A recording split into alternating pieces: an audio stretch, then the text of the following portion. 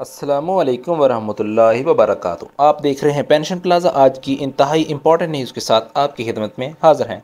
नाज़रीन निगरामी 20 मार्च 2024 की ये रोज़नामा उम्मत की खबर है। जुलाई से पेंशन निज़ाम में बड़ी कटौती की यकीन दहानी।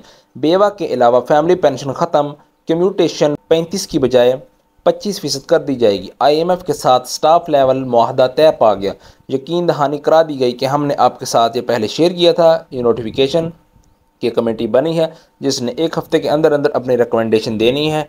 और हम आपको शुरू से बता रहे थे जो समरी मूव हुई है पेंशन रिफॉर्म की, इसने लागू होकर रहना है और इसमें आपको लाखों का नुकसान है। अगर ये पहला जो फार्मूला है ये तब्दील हो जाता है तो लाखों का नुकसान है। इसकी अपडेट आपको देते हैं। इसके अलावा एक और आजकल बर्निंग इशू है, कौन कौन से अदारे प्राइवेटाइज हो रहे हैं।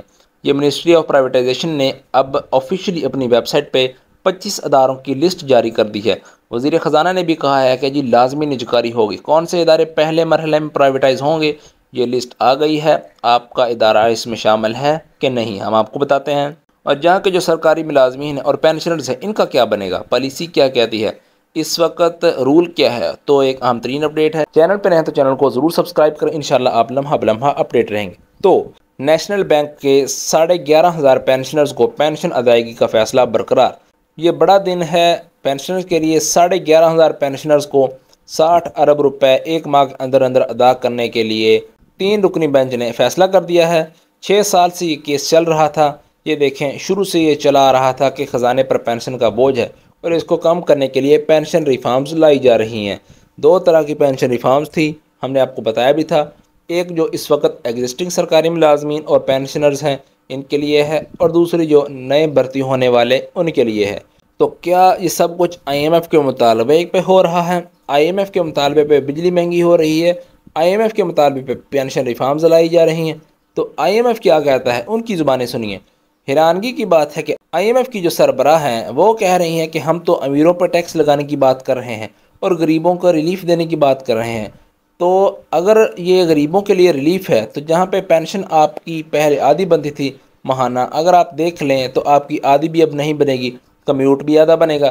तो अगर रिलीफ है तो इस रिलीफ से तो हम बाज आए, हम रहते हैं, हम नहीं लेते ऐसा रिलीफ। तो अब आप फैसला खुद करें, ये IMF का प्रेशर है या कोई और कहानी है। IMF कह रहा है जी हम तो कह रहे हैं कि अमीरों पर टैक्स लगाएं और गरीबों को रिलीफ दें, जबकि IMF को ये बावर कराया जा रहा है कि हम पेंशन ख़त्म कर रहे हैं और नई पेंशन रिफॉर्म्स लेके आ रहे हैं। इस वक्त जो समरी थी वो एस्टेब्लिशमेंट डिवीज़न ने मेन जो थे 3 ऑब्जेक्शन थे, इसके अलावा कोई ऑब्जेक्शन एस्टेब्लिशमेंट डिवीज़न का नहीं था। कुछ साथी खुशियां मना रहे थे कि एस्टेब्लिशमेंट डिवीज़न ने इस पे ऑब्जेक्शन कर दिया है। अब ये समरी खड्डे लेने लग गई है। गवर्नमेंट ये कह रही है कि पे एंड पेंशन कमीशन की रिकमेंडेशन है। यहाँ पे देखें ऊपर पूरी डिटेल है। पे एंड पेंशन कमीशन की रिकमेंडेशन है। ये पहले 2023 में जब ये हुकूमत PDM थी इस वक्त उन्होंने ये अप्रूव की थी। इसके बाद जब ये नई हुकूमत आई केयर टेकर, उन्होंने ये समरी फॉरवर्ड की, इसकी भी अप्रूवल हो गई है। एस्टेब्लिशमेंट डिवीज़न ने सिर्फ इसका जो पहले वाला फार्मूला है इस पे ऑब्जेक्शन किया है और अल्लाह करे कि ये ऑब्जेक्शन बरकरार रहे, इसमें कोई कॉम्प्रोमाइज़ ना हो। सबसे बड़ा मसला यही है फैमिली पेंशन के लिए। अच्छी खबर है, इस समरी के अंदर ये लिखा हुआ है, ये नीचे पूरी डिटेल है कि इस वक्त जो फैमिली पेंशनर्स हैं जो हमारे, इनके ऊपर इसका इतलाक़ नहीं होगा। ये नए जो फैमिली पेंशनर बनेंगे इस नोटिफिकेशन के बाद जब ये समरी वज़ीर-ए-आज़म अप्रूव कर देंगे, अभी तक कैबिनेट ने अप्रूवल दी है इसकी, और जब फाइनेंस डिवीज़न इसका नोटिफिकेशन जारी करेगा इस नोटिफिकेशन के बाद तो फैमिली पेंशनर बनेंगे, इनके ऊपर इसका इतलाक़ होगा। इस वक्त जो फैमिली पेंशनर हैं इनको बिल्कुल परेशान होने की ज़रूरत नहीं है।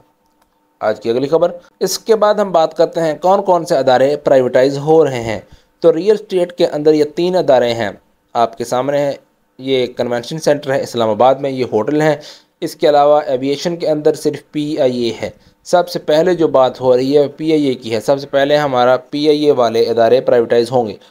फाइनेंशियल सेक्टर हैं ये, पाकिस्तान री इंश्योरेंस कॉरपोरेशन है, स्टेट लाइफ है, हाउस बिल्डिंग है, फर्स्ट वुमेन बैंक है, सिंध इंजीनियरिंग लिमिटेड है, पाकिस्तान इंजीनियरिंग कंपनी है, बैको। और ये सारी डिस्ट्रीब्यूशन कंपनी, जितनी भी पावर डिस्ट्रीब्यूशन कंपनी हैं ये सारी प्राइवेटाइज हो जाएंगी। जिस तरह के इलेक्ट्रिक पहले हो चुकी है तो पावर डिस्ट्रीब्यूशन कंपनियां जितनी भी हैं वो सारी प्राइवेटाइज हो जाएंगी। तो साथ ही पूछ रहे थे कि ज़्यादातर पोस्ट ऑफिस के साथ, तो भाई पोस्ट ऑफिस इस फ़िलहाल मौजूद नहीं है। अब हम बात करते हैं कि सरकारी मुलाजमीन और पेंशनर्स हैं, इनका क्या बनेगा। तो ये जो प्राइवेटाइज पॉलिसी है ये 1994 से ये भी आपको यहाँ मिल सकती है। ये वेबसाइट है, ये आप देख सकते हैं, ये प्राइवेटाइजेशन पॉलिसी है। मैंने यहाँ से ही खबर को लिया था, तो आप यहाँ से जाके देख के डाउनलोड कर सकते हैं, मैं लिंक डिस्क्रिप्शन में दे दूँगा। ये क्या है जी, ये आपके मतलब की बात है, सरकारी मुलाजमीन के मतलब की बात है। ये जो आखिरी पॉइंट है, rights of worker safe guard, ये जो वर्कर हैं इस वक्त हाजिर सर्विस इनका तहफ़्फ़ुज़ होगा। पेंशनर्स को तो कुछ नहीं होगा। इस वक्त जो हाजिर सर्विस मुलाजमीन हैं इनके लिए ऑप्शन होता है कि इनकी मराद कम हो जाती हैं और जिनकी सर्विस पूरी हो चुकी होती है इनको कंपलसरी रिटायर्ड किया जा सकता है, गोल्डन हैंडशेक दिया जा सकता है, और जो सरकारी मुलाजमीन इनको रखने के लिए होते हैं रख लिए जाते हैं। इसके बाद ग्रेजुएटी पेंशन वगैरह ख़त्म हो जाती है, लेकिन जिनकी सर्विस हो चुकी है इनके ऊपर इसका इतलाक़ होगा, इनको सारा कुछ बेनिफिट मिलेंगे, परेशानी की कोई ज़रूरत नहीं है। कि इलेक्ट्रिक की मिसाल आपके सामने है, ये पॉलिसी है, ये इसका तरीक़ाकार है, वीडियो के डिस्क्रिप्शन में मैं दे दूँगा, आप इसे देख सकते हैं। जाते जाते एक सवाल जब पाकिस्तान से, क्या वाकई पाकिस्तान को भीख मांगना ज़ेब देता है?